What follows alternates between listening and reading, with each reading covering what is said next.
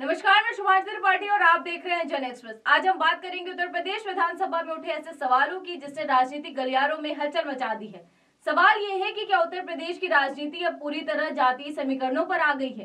क्या सच में ब्राह्मण समाज ने सत्ता से सरकार को उखाड़ने की कसम खा ली है या ये सिर्फ चुनावी बयानबाजी है? बजट सत्र के आखिरी दिन उत्तर प्रदेश विधानसभा में समाजवादी पार्टी के एक विधायक ने सदन में कहा कि ब्राह्मणों ने कसम खाई है कि सत्ता से उखाड़ेंगे। इस बयान के बाद सत्ता पक्ष और विपक्ष के बीच जमकर जुबानी जंग देखने को मिली। दरअसल सदन में चर्चा चल रही थी बिजली दरों, विकास योजनाओं और निवेश को लेकर। इसी दौरान समाजवादी पार्टी के विधायक अतुल प्रधान ने सरकार पर हमला बोलते हुए कहा कि ब्राह्मण समाज पूजनीय है।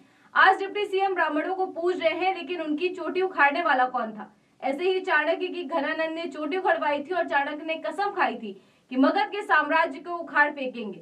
ऐसे ही आज ब्राह्मणों ने भी कसम खाई है सरकार को उखाड़ फेंकने की। आज सरकार जो कर रही है उससे प्रदेश में एक विशेष वर्ग, खास तौर पर ब्राह्मण समाज सरकार से नाराज है और उन्होंने सत्ता से उखाड़ने की कसम खा ली है। इस बयान के बाद सदन में माहौल गर्मा गया।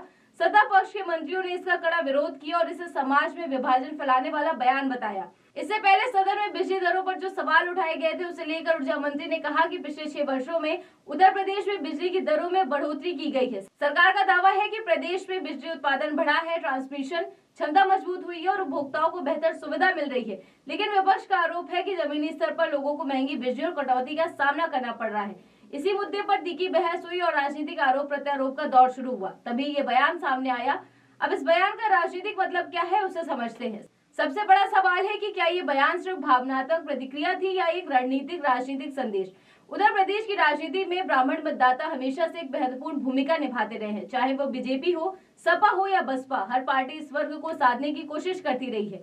ऐसे में अगर सदन में यह कहा जाता है कि ब्राह्मणों ने कसम खाई है सत्ता से उखाड़ेंगे, तो यह एक बड़ा राजनीतिक संकेत माना जाएगा। विशेषज्ञों का मानना है कि ये बयान विपक्ष की उस रणनीति का हिस्सा हो सकता है जिसमें वह सरकार से कथित नाराज वर्गों को अपने पक्ष में लाने की कोशिश कर रहा है। वहीं सत्ता पक्ष के मंत्रियों ने इस बयान पर पलटवार करते हुए कहा कि सरकार सबका साथ सबका विकास के सिद्धांत पर काम कर रही है। उन्होंने दावा किया कि प्रदेश में निवेश बढ़ रहा है, रोजगार के अवसर बढ़े हैं और कानून व्यवस्था में सुधार हुआ है। ऊर्जा मंत्री ने ये भी कहा कि 2017 के बाद से बिजली उत्पादन और आपूर्ति में लगातार सुधार हुआ है। सरकार का कहना है कि विपक्ष केवल भ्रम फैलाने का काम कर रहा है। यह पूरा विवाद एक बड़े सवाल की ओर इशारा करता है कि क्या उत्तर प्रदेश की राजनीति अब भी जातीय समीकरणों पर आधारित है या फिर विकास का मुद्दा केंद्र में है। एक तरफ सरकार विकास, इंफ्रास्ट्रक्चर, निवेश और बिजली सुधार की बात कर रही है, दूसरी तरफ विपक्ष सामाजिक असंतोष और जातीय समीकरणों को उभारने की कोशिश करता दिख रहा है। आने वाले चुनावों में ये देखना दिलचस्प होगा कि जनता विकास के मुद्दों को प्राथमिकता देती है या फिर जातीय पहचान के आधार पर वोट करती है। फिलहाल बात करें इसके चुनावी असर की, तो अगर ये बयान राजनीतिक रणनीति का हिस्सा है तो इसका मकसद साफ है कि एक खास वोट बैंक को संदेश देना हुआ। लेकिन सवाल ये है कि क्या ऐसा बयान उल्टा भी पड़ सकता है? राजनीति में हर शब्द का वजन होता है। सदन के अंदर दिया गया बयान सिर्फ बहस का हिस्सा नहीं होता बल्कि जनता तक एक संदेश भी पहुंचाता है। अगर मतदाता इसे समाज में विभाजन की कोशिश मानते हैं तो इसका नकारात्मक असर भी हो सकता है। वहीं अगर किसी वर्ग में असंतोष पहले से मौजूद है तो ये बयान उसे और मजबूत कर सकता है। उत्तर प्रदेश विधानसभा में हुआ ये विवाद सिर्फ एक बयान का मामला नहीं है बल्कि ये उस राजनीतिक दिशा का संकेत है जिससे प्रदेश की राजनीति आगे बढ़ रही है। एक तरफ सरकार अपनी उपलब्धियों को गिनवा रही है तो दूसरी तरफ विपक्ष सामाजिक असंतोष और कथित उपेक्षा के मुद्दे उठा रहा है। अब फैसला जनता के हाथ में है।